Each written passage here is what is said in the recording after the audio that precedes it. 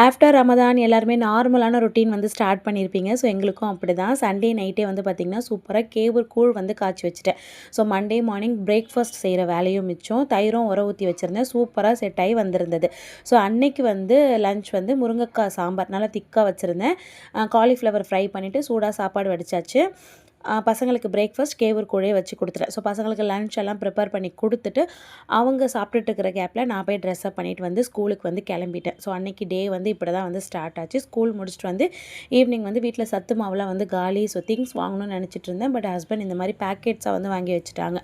So அதில் வந்து நமக்கு எல்லா திங்ஸுமே வந்து இருக்குது. முந்திரி பாதாம்லாம் கொஞ்சம் கம்மியாக இருந்தது. அது மட்டும் நான் வீட்டில் இருந்ததை வந்து சேர்த்துக்கிட்டேன். இது கூடவே பார்த்திங்கன்னா இது ஆல்ரெடி வந்து வறுத்தது தான் அப்படின்னு போட்டிருந்தாங்க. பட் இருந்தாலும் எனக்கு வந்து சரி ஒன்ஸ் நம்ம எப்பயுமே வறுப்போம் இல்லையா, இந்த மாதிரி எல்லாத்தையும் நல்லா மிதமான சூட்டில் வச்சு வறுத்து அரைச்சிக்கலாம் அப்படின்னு சொல்லிட்டு எல்லாத்தையும் ரெடி பண்ணிகிட்டு இருந்தேன். ஸோ என்னோடய ஆஃப்டர் ரம்தான் இப்படி தான் வந்து டே வந்து ஸ்டார்ட் ஆகிருக்கு. இனிமே தான் போக போக கொஞ்சம் கொஞ்சமாக எல்லா மெனுவும் வந்து பிளான் பண்ணணும். உங்களுக்குலாம் எப்படி ஸ்டார்ட் ஆச்சு? அந்த தண்ணி குடிக்கும் போதெல்லாம் இன்றைக்கி நோன்பு இல்லைல்ல, நோன்பு முடிஞ்சிருச்சுல அப்படின்னு யாரெல்லாம் டவுட்டடாக இருந்தீங்க அப்படின்னு சொல்லுங்கள். தேங்க்யூ.